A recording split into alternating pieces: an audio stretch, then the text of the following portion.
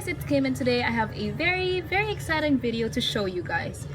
Well, it's not really that different from the other bullet journal videos that I show you guys at the end of the month, but I'm really excited about this month's video because it's my favorite design so far from all the months that I did, and I was really excited to the point that I couldn't wait till the end of the month to show you guys what I did with the month of June. So yeah, here I am filming this video. So this is my cover page. As you can see, for the month of June, I'm trying to have like sort of like a theme going on, in which I only use a black ink pen and one other color. So for instance, on this page it's black and then green. This cover page was actually inspired by the works of Rebecca Blair. If you're not familiar with Rebecca Blair's work, she has an art journal in which she only uses black ink, and I find them really pretty, so I was inspired by her works to do black and white as well. Next, I have my expense tracker. So in the previous months, I usually still write at the back of the cover page, but for this month, because I really love my cover page, I decided not to risk, ink bleeding and things like that. So I decided to just skip this page entirely. And then for this expenses section, as usual, this is the item, this is the date, and this is the amount which I spent. And then I have faint lines as separators. I used pencil because I thought that using a ball pen to outline the lines would only make it look messier. And true to the theme, I only use black ink on this page. Now for this spread, this is what's different for this month. For the previous months, I actually had like one page for the monthly view and then another page for the weekly view. So for example, in the month of February, this is my monthly view and this is my weekly view. But then I noticed that I didn't really make use much of my weekly views because this is where I do my forward planning.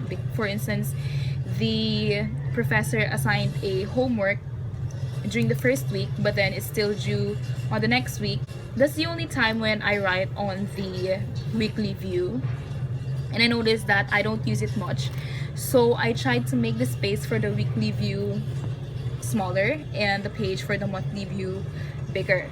I actually have separators that go along with this calendar during the weekly view, and this, as you can see, the space is much smaller and the space for the monthly view is much bigger. And as always, I use my sticky notes to plan my blog posts so that if there are any changes, I can just move them around easily. And then for this bottom part, it looks blank. I wanted to write a quote or something, but I thought that that would only look messy, so for now I decided to leave it blank. But I actually plan to have a book tracker for the books that I read during the month. I plan to make it like this style, in which I draw the books and then write the titles on them to make it look less blank. For the next page, this is the gratitude log. I started a gratitude log last month and I really loved it. I decided to have boxes for each day because last month when I started my gratitude log, I decided that I didn't want my gratitude log to only be filled with words. I want them to actually be doodles or something like that, even though I'm not that good. Okay, I'm not good at all in drawing, but I think that drawings would be more fun. And yeah, so this is my gratitude log for last month, so I just replicated it in here. And then I removed the border because I found the spaces last month small for some days, so I decided to make it bigger. And then for this part, it's my usual blog posts and books to read section.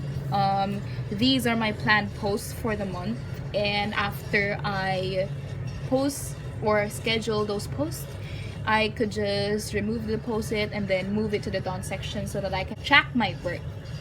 And then it's the same principle for the books to read section, but I haven't added the books that I need to read for this month yet because I haven't fully decided yet. So I would just show you guys this page again at the end of the month so you guys can see what I did with it.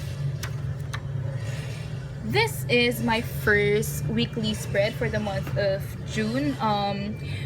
I decided actually to include May 30 and May 31 in this spread because I usually have one spread per week, and Monday was May 30, so I felt like I had to combine May 30, 31, and June 1 and June 2. So I decided to have them all in one spread. For this page, I'm actually really frustrated about it because for some reason, when I was doing this page, I felt like I wanted to have a bicycle on this page. I don't know why. So that's the first thing that I drew. And then the next thing that I did was to put these two on top of the freaking bicycle. I should have put this on top, or like, I don't know, somewhere else. When I did my first entry for the week, when I did May 30, there was this huge space over here that was blank and I didn't know what to do with it. So I just did this. Even though I already have a book tracker for the month, I just put books here that I wanted to read because I didn't know what else to put. So that's it for the month of June, but I also have another thing to show you guys.